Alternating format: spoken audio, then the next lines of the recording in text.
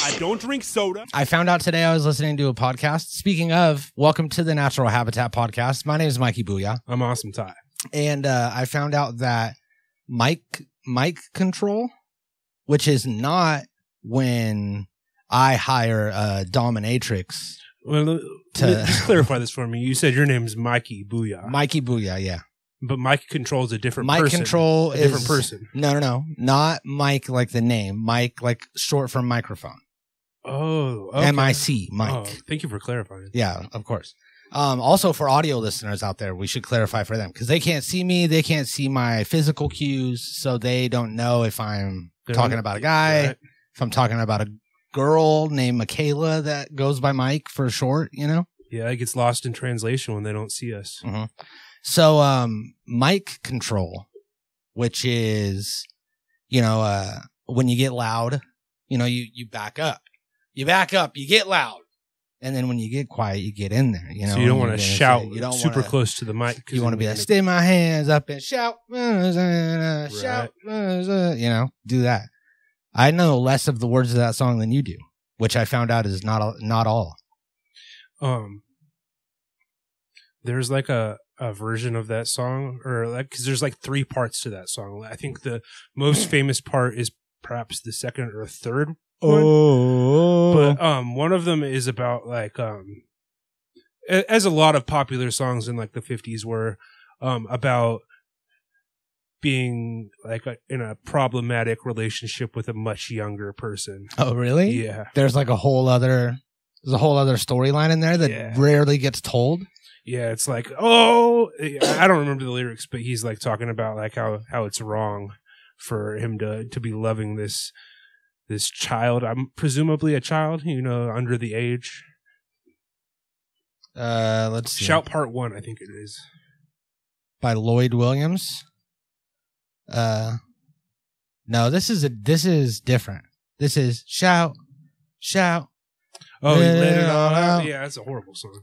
I mean, compared to the Shouts Part. Okay, so yeah, it's got to be the Isley Brothers, right? Yeah. Shouts Part 1 and 2. Yeah, I think Part 2 is the one you can play at weddings, and like the Part 1 is like,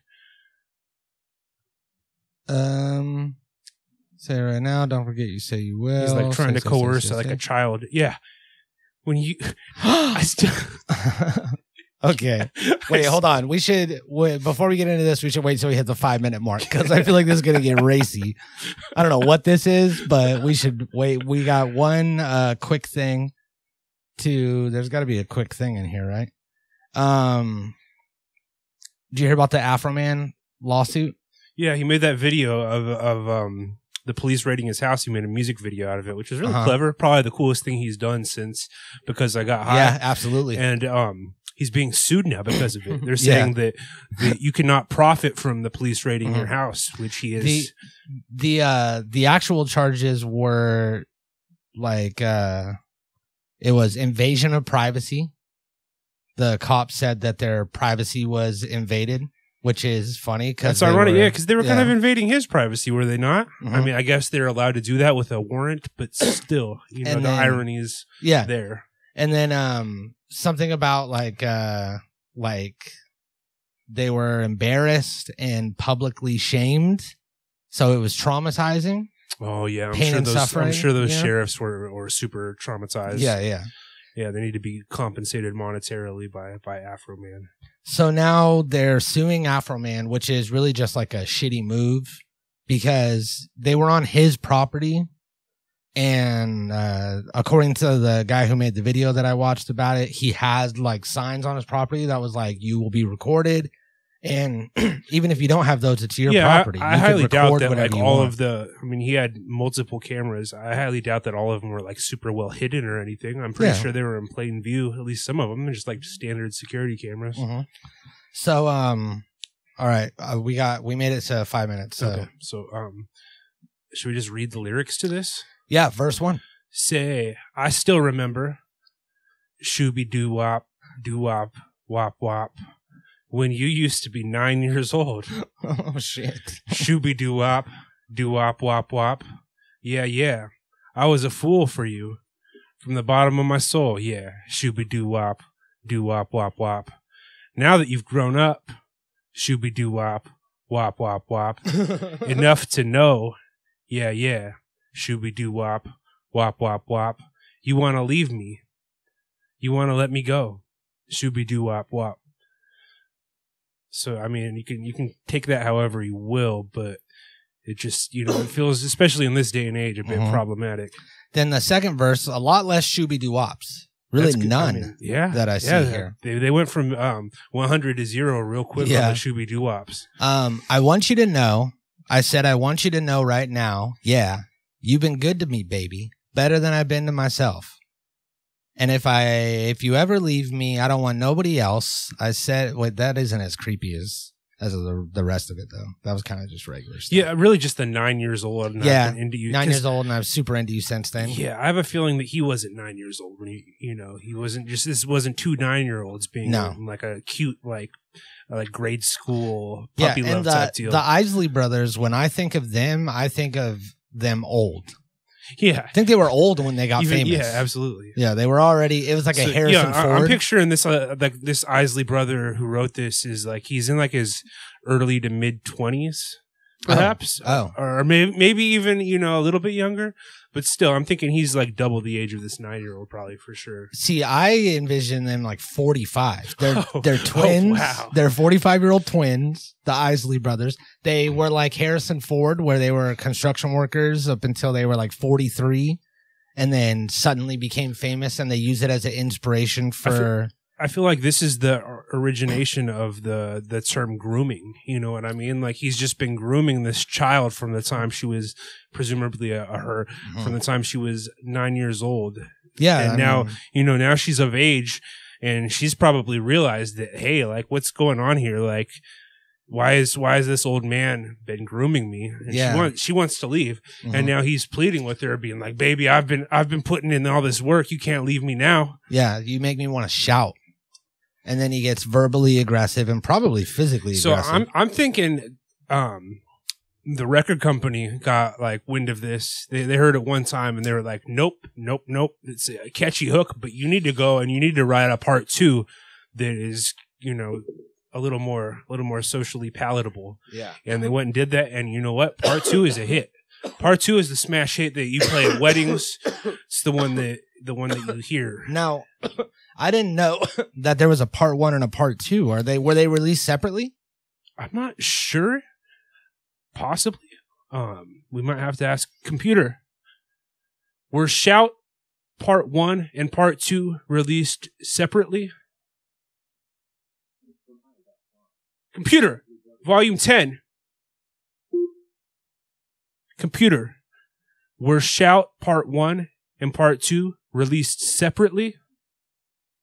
From aisle.com. The Isley Brothers Shout Part 1, 80s US wide-centered 7 inches vinyl. Classic soul single released as part of the RCA Gold Standard series. Back with Part 2, Die Cut Company sleeve. That didn't answer our question. I think it kind of did. It's just like back with Part 2, Die Cut Company sleeve. So was it like on side B was Shout 2? Perhaps. I think is what computer was trying to say. Perhaps. I'm just saying that the result of there being, they had to make the Shout part 2 because one, everybody knew that was just not going to fly. They said, whoa. It's like that Shane Gillis, did you hear that Shane Gillis joke about the states coming up with age of consent? And like, that's like a weird thing to go first on. Cause all the age of consent and states are different. Like there's states where it's like 16, 15. Yeah, it gets down there for sure. And, that's kind of what happened with Shout 1. They kind of like tried to find the line and they crossed the line. Mm-hmm. Everyone was like, look, you're not out of here yet because we do kind of agree with you. We just can't publicly. So we're going to need you to write part 2.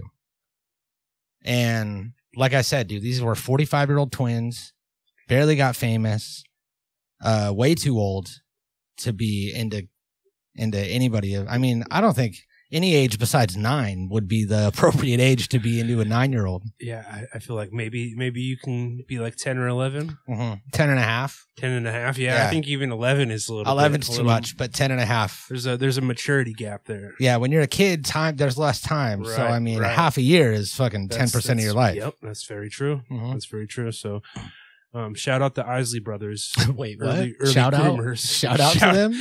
Yeah, shout out Isley brothers. Okay, shout out friends of the show, Isley brothers. Originating grooming. Computer, are the Isley brothers still alive? The Isley brothers' living members are Ronald Isley, Rudolph Isley, Chris Jasper. Oh, there's a bunch of them. Their deceased members are O'Kelly Isley Jr. and Marvin Isley. Oh, okay. So I want to say Marvin sounds like the main guy. Marvin's right? probably the groomer, right? You think Marvin? Yeah.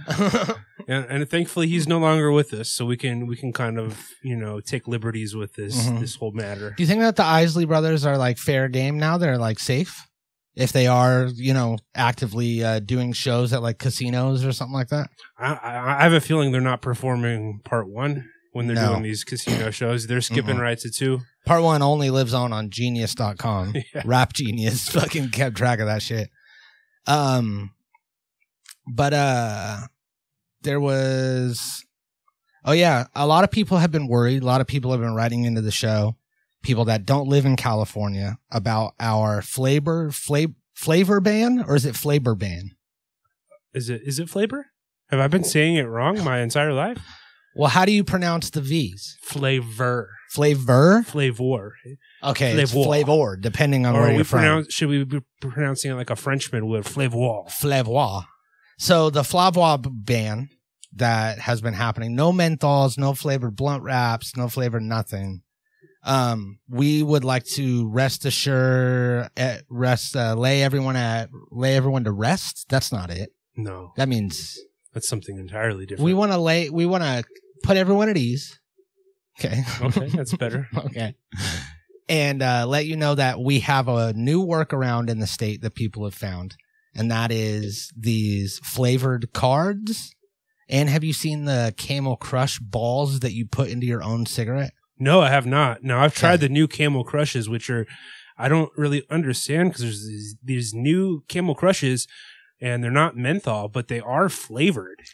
They're supposedly Oasis flavor, which I guess is like indistinguishable. You can't quite say what an Oasis is supposed to taste like, so you can't be like, hey, you're flavoring it. But there's balls in the cigarette that make the tobacco taste different. Yeah, which you figure that's flavored. Right. But I've tried those, but no, I haven't tried any of these other methods. Yeah, so the card is cool. It's cool enough, it's whatever. Like it helps. But the little balls, it comes with like a little machine that will cut a little halfway tube in the side of your filter, and then inject the ball. You just kind of put it in there and click it, and it just like boop, injects a ball in there. And then you crush it. You got your own little whatever crush. Not just a Camel Crush. Not just an Oasis flavor. Whatever you want. You can have, okay, wow. Yeah. And I think that these are great ideas.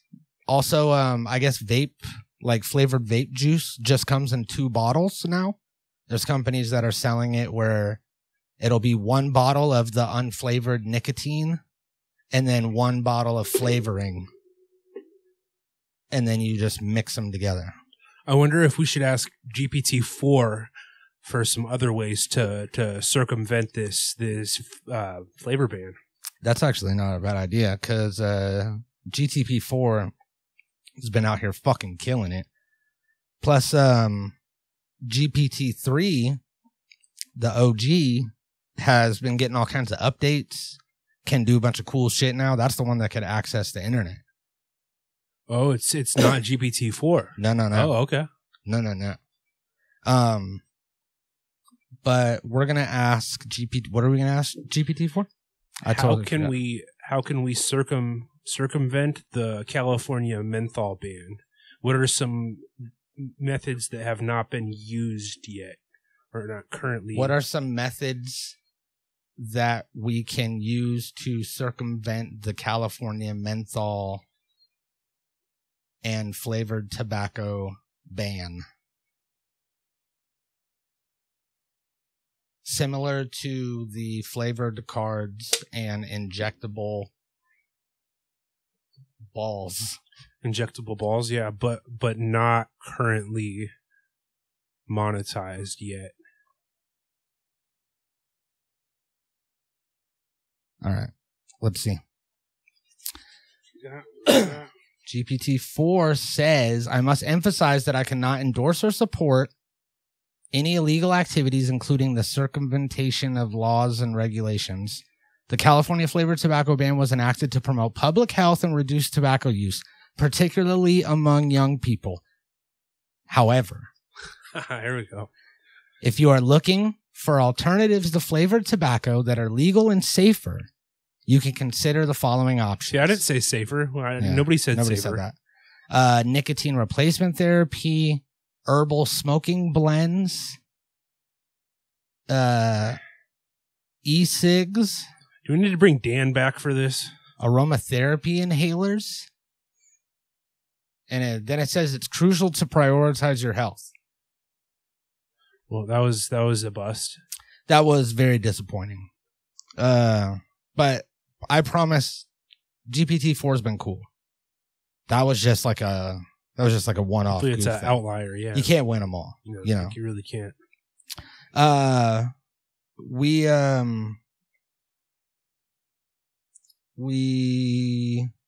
Okay, you, my friend. That's right. Have been getting, I'm going to say harassed, digitally harassed. I think it's starting to border on harassment. Sure. Mm-hmm. You've been getting. It started off as just one odd friend request from one Martin Shkreli, what appeared to be Martin Shkreli, on Instagram, owner of the Wu-Tang Clan. Yeah, for the sake of people that don't know, computer, who is Martin Shkreli? It's about 8:50 and 3 seconds p.m. Would you like to hear a computer burn? Yes. What do the Los Angeles Rams have in common with an old computer? They run slow and need to upgrade their RAM. Oh damn! That was fire. That was completely off topic, computer, but that was good. That was good. I'm gonna use that. I actually know a Los Angeles Rams fan, and I'm gonna say that to him. I like that a lot. There we go. Thanks. I totally forgot we had that. So, I mean, I guess he's not going to tell us who Martin Shkreli is, but he's the pharma bro that became notorious for marking up the cost of a patented AIDS drug. Yeah. Marking it up to, like an astronomical amount when it was super cheap to make. Yeah, he marked it up like 3,000% or some shit. Yeah. And he just became like kind of universally hated by that, and he really leaned into it and just kind of embraced the hatred from the world. And he started just doing like horrible troll things, and then he do weird live streams all the time. That rare one-off Wu-Tang album, and kept promising to play it for everybody, and never did. And then he got busted, for like tax something or whatever, and the federal government took the Wu-Tang album, and nobody's heard it since. Yeah, I hear that it's in like a back room at one of the Smithsonians. Do you think like the FBI or whoever is like in charge of guarding it like has listened to it? They have to have, yeah. Somebody has, right? Yeah. They definitely have to have listened to it. Imagine you just work at some place where you like take in a bunch of evidence and stuff, and they just bring it back, and they're all like, "Hey, we need you to put this in a safe." I couldn't tell you how long it is. It might be a super long time, but I do know that contractually the exclusivity does run out on that at some point. Yeah. So at a certain point, like the Wu-Tang Clan's gonna be able to like put it out. And, I'm sure they'll probably do that once they can. I want to say I remember reading something about it recently, but I don't know what it was. But something about its potential alleged release, which would be cool. I don't know. I mean, I feel like it was made in an era where like Wu-Tang wasn't really doing it for you. Yeah. I have a feeling it's, it's no 36 Chambers, it's no Wu-Tang Forever. It's later era Wu-Tang. Probably not. I mean, it's probably kind of mid. Yeah. But still, I mean, the demand for it's going to be there because people are going to be like, "Oh, this is that super rare album." So they're going to make some money off it for sure. So this guy, Martin Shkreli, sent you a friend request. Friend request, yeah. So on the surface, this profile appeared to be all legit. It had the right amount of followers, you know, like it was north of like 50,000 followers, following very few. And just, it was weird. It mirrored the actual Martin Shkreli page. Yeah. Like almost to a T, almost, you know, the same amount of followers and following and all that. So it took me a bit of digging to even realize that I wasn't being followed by the real Martin Shkreli, which was kind of a disappointment. Yeah. But sure enough, like over the course of the next couple of weeks, I've gotten either 2 or maybe 3 more of these pages, which all mirror the authentic Martin Shkreli Instagram page. With various amounts of followers. Some of them have far less than that first one, but they've all been sending me follow requests, and I've approved all of them. So, I haven't gone to see if they're still active, but for what I could tell you, I have numerous Martin Shkrelis following me, and a couple of them I've messaged and been like, just kind of trying to play into it to see if they try to scam me or, like get information from me. I'd be like, is this the real Martin Shkreli or what's up? And I haven't gotten a reply from any of them. So I'm just like, I'm wondering what their end game is. What are they doing? What are they trying to achieve? Yeah. It's like that they're trying, like their mark is Martin Shkreli. And like, I'm just an accessory to that. See, I think that what they're doing is building up an Instagram page with a certain demographic, so that way they could sell it to someone. And I'm gonna ask GPT-4 what's going on. Yeah. But I mean, if you think about it, that's like, there's a big business in building up social media pages and then selling them to someone and be like, hey, I have like a YouTube or an Instagram that has like a bunch of real organic followers. And the price you pay is you don't know what kind of page it was before. So a lot of them are like meme pages. Like it'll just be like a weird, just, little goofy videos or clickbait things, and then all of a sudden it changes to your photography page because you wanted to have 100,000 followers, but these people don't want to see your shit. Didn't that happen with the Rogue status page, and we're gonna make a documentary about it and all that? Like it's fishy for sure. So I'm gonna ask, did that happen? Do you think Nick sold the Rogue status page to someone else? I think he was the one that we all kind of pointed the finger at. So, I mean, it's not entirely out of the realm of possibility. He was the one who got compromised. Yep. Yeah. So, I'm going to ask, what are some reasons that I've recently been bombarded with requests from Instagram accounts pretending to be Martin Shkreli? What is their end game? Okay. And why Martin Shkreli? And why? What do we got? Okay, so he's typing still. So it says, it's not uncommon to encounter fake accounts on social media platforms like Instagram.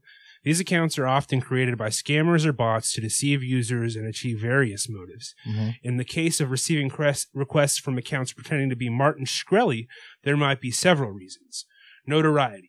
Martin Shkreli gained significant media attention in the past due to his controversial actions, such as raising the price of a life-saving drug or his conviction for securities fraud. Using his name could be an attempt to exploit his notoriety to attract and gain followers. Phishing and scams. Impersonating a high-profile individual can help scammers run various types of scams. They might pretend to be Shkreli to gain your trust and then ask you for personal information, financial details, or even money. Be cautious when interacting with such accounts. Spreading misinformation. Some fake accounts are created to spread misinformation or disinformation, often for political or ideological reasons.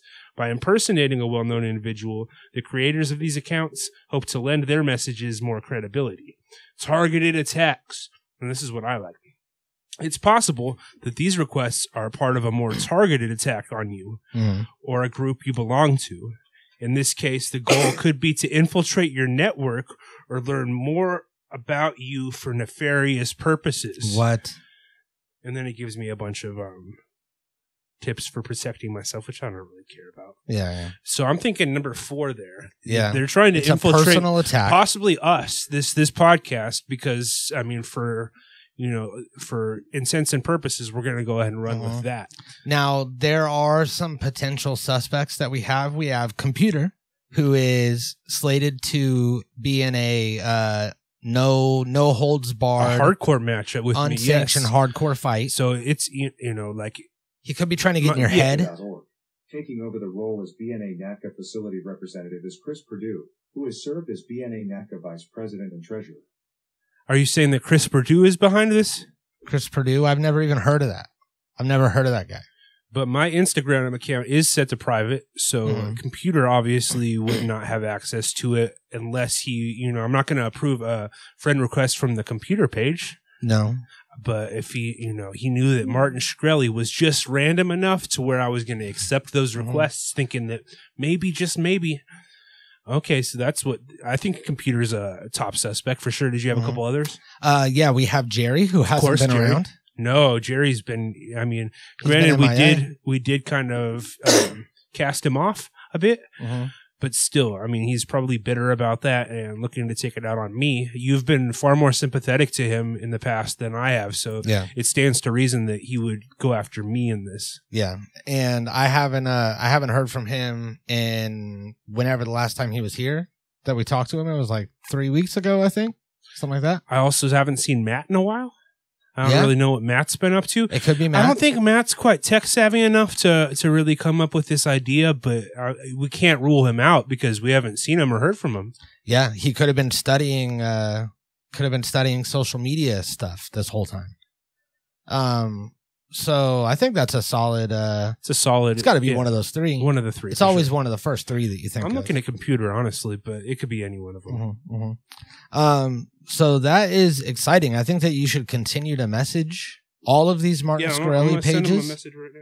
And you should try to get at least one of them to respond to you, and see if we can get some sort of dialogue, and then we could bill it as like an interview with Martin Shkreli.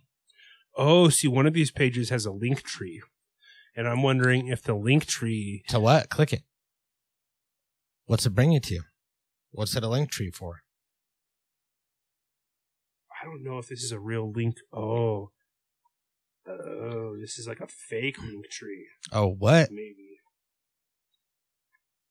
Because but it says link tr.ee, which. Yeah, I think that's how it shows up. Oh, okay. Very odd, very odd. Yeah.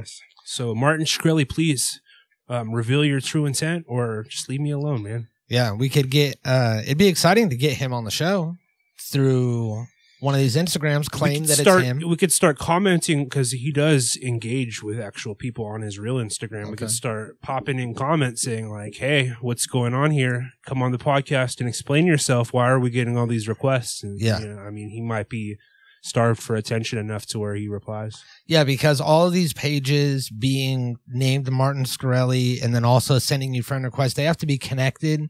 They have to either be a network of people or one person that's doing all this. Or do you think that there are multiple Martin Shkrelis? Like he has the technology maybe to clone himself. Like some sort of cloning going on with these, and there's actual like numerous Martin Shkrelis running loose. See, I think that it's not probably him. I think that it's you. I think that you may have tapped into like a multiverse type multiverse thing. Of Martin. It's still, I mean, there's a lot of unanswered questions. So hopefully we can get some more information in the coming weeks about that. Yeah, what a fucked up multiverse to be in. Justin Roiland. Did you hear about this guy? That's the Rick and Morty guy, right? Mm-hmm. Yeah. So, the Rick and Morty guy, Justin Roiland, it came to light about all of his domestic violence and false imprisonment charges. Mm-hmm. And him talking to a teen inappropriately. Yeah. Grooming, perhaps? Talking to multiple teens inappropriately. I mean, kind of like in character as Morty. Right. And all of this came to light. Adult Swim cut ties with him. Hacked him right off. Took him off of Rick and Morty. They're going to use AI to replicate his voice is what I'm hearing. Really? Oh, yeah, that's what I heard. Damn. Because there's so much of it that they can just feed all of the Justin Roiland voice into, like an AI program and then like make whatever Rick say whatever they want. Holy shit. And then it would never change because one of the, or I guess a bunch of the people on the production team started coming out and talking about it. And they said that Justin hasn't really been a part of the writer's room since season 3. And that someone was like, the only way that I know that he's here is if there's loud music coming from his office or I hear his RC car going up and down the hallway.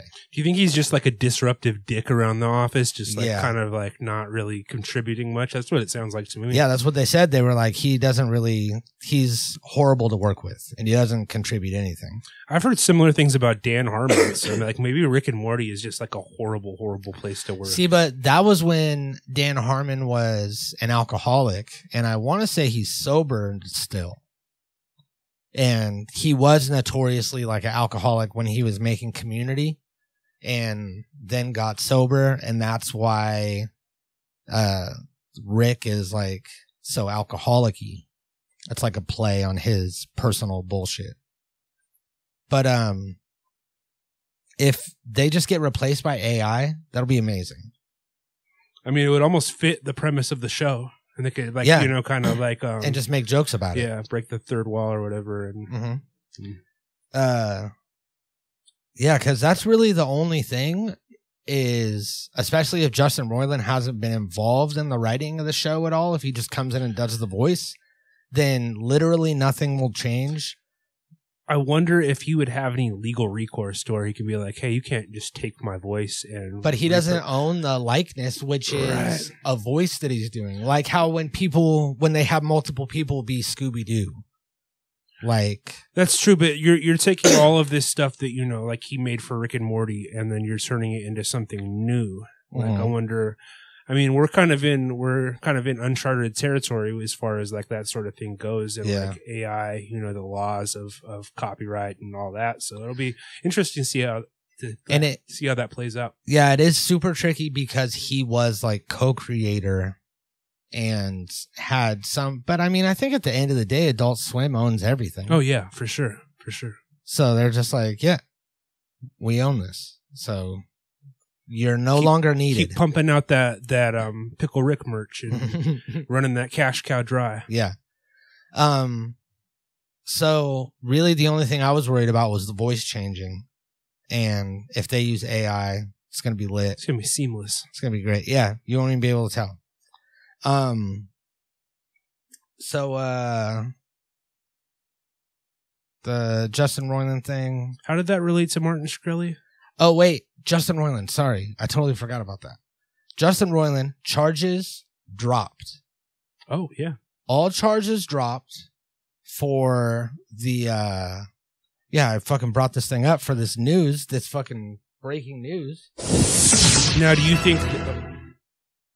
all charges dropped. What were you going to say? Do you think that maybe like he just bought his way out of it? Like he had like a private settlement with whoever was accusing him.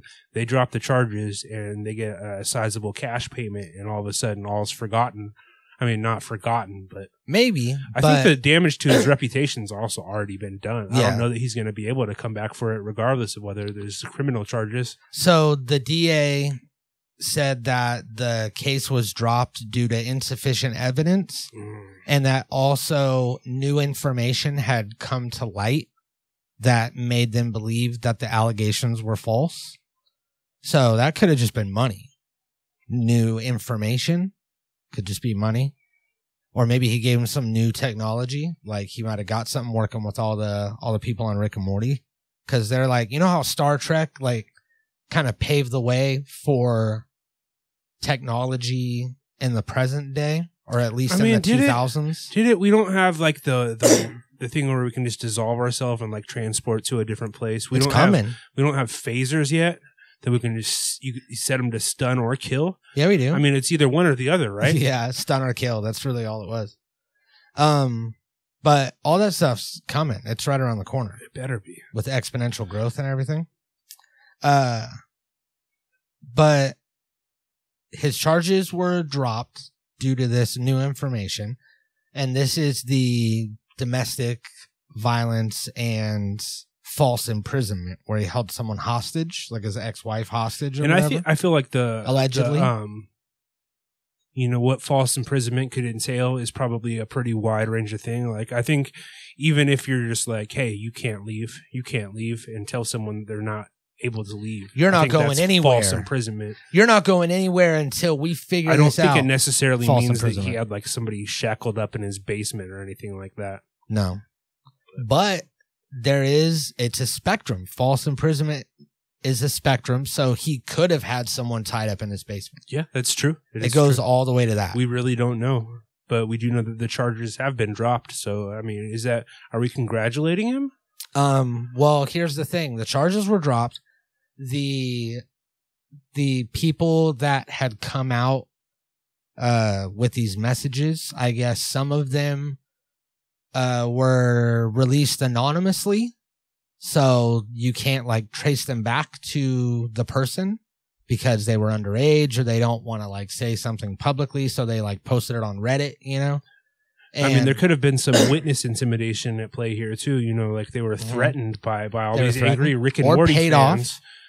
And, they're like, you know what? I don't want to have to deal with these Rick and Morty fans like threatening my livelihood and life for the rest of my life. There was probably a lot. So I'm just going to back off and I'm going to live with what he did to me. And Rick and Morty fans, also a spectrum, but a lot of them are scary people. Oh, yeah. They're creepy, man. Just like creepy, unstable. The Rick and Morty fans kind of like ruined the show for casual fans. They're like black and green juggalos. Yeah, that's really an accurate they have the same vibe. Comparison. Mm-hmm. So he got all these charges dropped, and then a lot of these people ended up being anonymous and then didn't really come forward publicly. And then some of the people that did, they didn't have anything to like back up the claims, and some of the screenshots may or may not have been doctored. So that kind of fell apart too. And then he made a public announcement on his Twitter, which he hadn't posted on forever. And he was like, I'm back, baby, or something like that. Like, he was like, all of these allegations were false, just like I said, and everybody that turned on me. Oh, so he went right to showboating. Yeah. And he was like, now it's time to get back my career and prove my good name. Okay. Well, we'll see how that plays out for him. I think it's, again, it's probably the damage has been done to an extent. And I'm like, those chats with the teens, like those weren't disproven, were they? Those are still there. Yeah, I'm not sure which ones like were disproven and which ones weren't. But yeah, because I think that a lot of them, like with the teens especially. Was that a UFO? Like a race car UFO, maybe. You want to hear a fun fact? Yeah.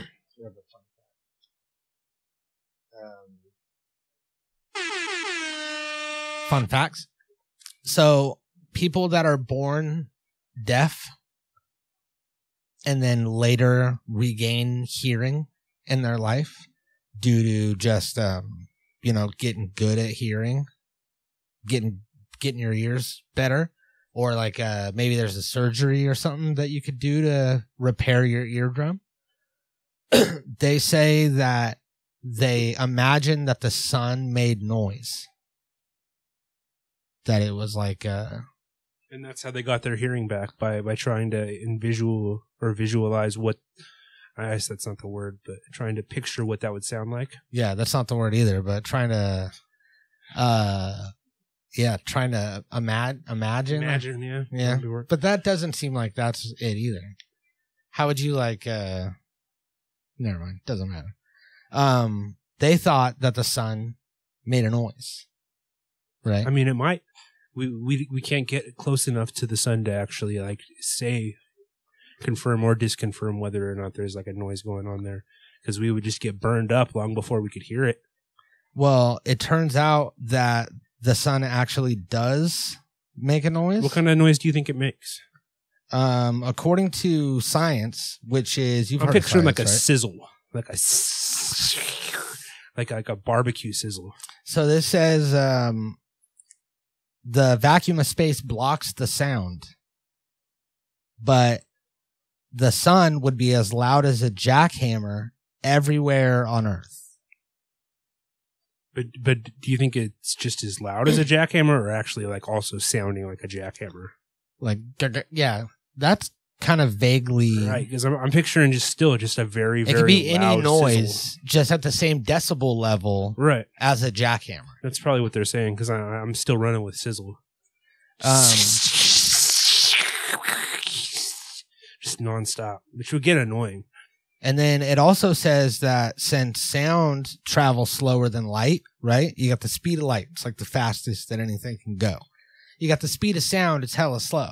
You ever seen the thing where like someone stands on the other end of a stadium? Yeah. And you clap. It's like echo. And you hear it like, echo. yeah. There's a whole like delay for the sound to move. So if the sun were to burn out or explode, which it will, yeah, eventually the sun will burn up. Possibly tomorrow. Gone. Yeah. It could have done it already because it would take 8 minutes for the light to reach us. You know what I mean? So the sun that we're seeing is like the 8 minute ago sun. So we're looking into the past. You know how the universe is all I'm so time and fidgety space right now. I have stuff? to pee really bad. Oh shit. All right. Then I'll speed through this. If the sun were to stop, it would go out 8 minutes, but the sound would go on for 13 years. So it would just be complete darkness But you'd with still hear the sound. the sizzling of a jackhammer. That would be really annoying. You can't see anything, but you hear this goddamn sun. Be a constant reminder that we no longer have a sun and everything is dark. That would fucking suck. Yeah, that would really be horrible. But that's our fun fact. Yeah, I want to like start that. doing one of those every I like show. that. Yeah. All right. So Ty's got to pee and we got to go. So we love you. Yep. And We'll see you next week. yeah, no grooming. Don't be grooming anyone. Yeah. No grooming and no impersonating Martin Shkreli. Yeah, seriously. It's You guys not got to stop something with you those. want to do. Shout out in the comments if you've been victimized by a Martin Shkreli impersonator also, or the Isley brothers. And if you've been victimized by anyone at all, sound off at your local police station. Yeah. But also in the comments. And in the comments. Natural Habitat Recordings.